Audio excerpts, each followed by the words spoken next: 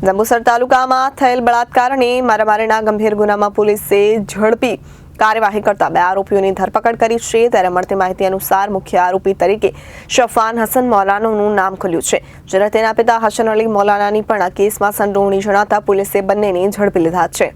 જંબુસર તાલુકામાં થયેલ બળાત્કાર અને મારામારીના ગંભીર ગુનામાં પોલીસે ઝડપી કાર્યવાહી કરતા 2 આરોપીઓની ધરપકડ કરવામાં આવી છે। ત્યારે મળતી માહિતી અનુસાર મુખ્ય આરોપી તરીકે શફાન હસન મૌલાનાનું નામ ખુલ્યું છે, જ્યારે તેના પિતા હસન અલી મૌલાનાની પણ આ કેસમાં સંડોવણી જણાતા પોલીસે બંનેને ઝડપી લીધા છે। ત્યારે જિલ્લા પોલીસે ઘટના અંગે ગુનો નોંધી વધુ તપાસ હાથ ધરી છે। આ ઘટના પાછળના કારણો, આરોપીઓની ભૂમિકા તથા અન્ય સંડોવાયેલ શખ્સોની વિગત મેળવવા તપાસ આગળ વધારવામાં આવી છે। ત્યારે જંબુસર પોલીસના સૂત્રો જણાવે છે કે આરોપીઓ વિરુદ્ધ આઈપીસીની સંબંધિત કલમો હેઠળ ગુનો નોંધવામાં આવ્યો છે અને બંનેને કોર્ટમાં રજૂ કરી રિમાન્ડની પ્રક્રિયા હાથ ધરવામાં આવી છે।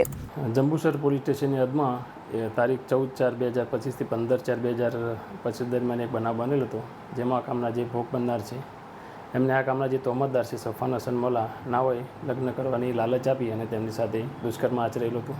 ત્યારબાદ ભોગ બનનારે એમની સાથે લગ્ન કરવાનું જણાવતા આ કામના જે તોહમતદાર છે એને લગ્ન કરવાની ના પાડેલી અને તેઓ તથા તેમની સાથે એમના પિતા તથા 2 ભાઈઓ ભેગા મળી આ કામના જે ભોગ બનનાર છે એને ફરિયાદીને ગાલ ઉપર તમાચા મારેલા હતા।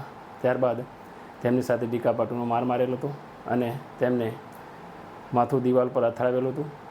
આમ તેમને માથાના ભાગે તથા આંખના ભાગે ઈજાઓ કરેલી હતી અને ગાળો બોલી અને તેમને માર મારેલો હતો। આ બાબતનો ગુનો નોંધાયેલો હતો, જે ગુનાના કામે આ ગુનામાં સંડોવાયેલ તોહમતદાર શફાન હસન મૌલા તથા એમના પિતા હસન અલી મૌલાનાઓને જંબુસર પોલીસે ધરપકડ કરેલી છે અને બાકીના આરોપીની શોધખોળ ચાલુ છે અને જંબુસર પોલીસ આ ગુનાની તપાસ હાલમાં ચલાવી રહેલ છે।